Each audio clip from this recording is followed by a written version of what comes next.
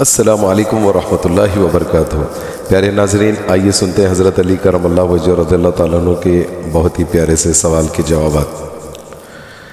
ایک بزم میں سوال ہوا کہ کون سے جانور بچے دیتے ہیں اور کون سے جانور انڈے دیتے ہیں۔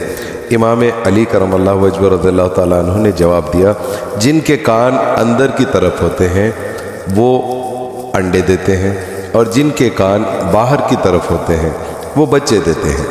وہ آدمی کو اس کا جواب مل گیا اور وہ بیٹھ گیا۔ دوسرا آدمی کھڑا ہوا اور یہی سوال دہرایا، کون سے جانور بچے دیتے ہیں اور کون سے جانور انڈے دیتے ہیں۔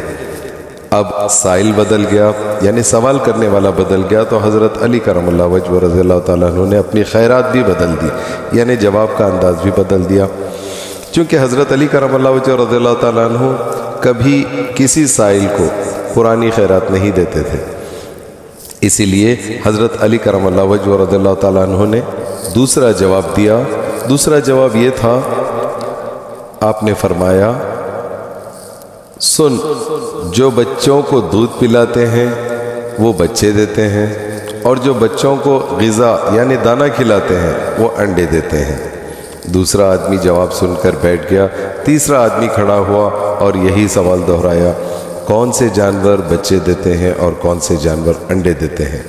حضرت علی کرم اللہ وجہ و رضی اللہ تعالیٰ نے مسکرائے اور کہا، اس کے لیے نیا جواب ہے، سن، جو اپنی غذا کو چبا کر کھاتے ہیں وہ بچے دیتے ہیں، اور جو اپنی غذا کو صرف نگلتے ہیں وہ انڈے دیتے ہیں۔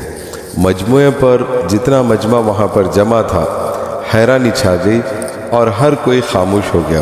حضرت علی کرم اللہ وجہ رضی اللہ تعالیٰ عنہ نے فرمایا، خاموش کیوں ہو گئے؟ اگر اب بھی کسی کی تسلی نہیں ہو رہی ہو تو سوال کرو، میں ابو طالب کا بیٹا علی تمہیں قیامت تک دعوت دیتا ہوں، تم یہی سوال دہراتے رہو، ہر دفعہ تمہیں نیا جواب دوں گا۔ جزاک اللہ خیر۔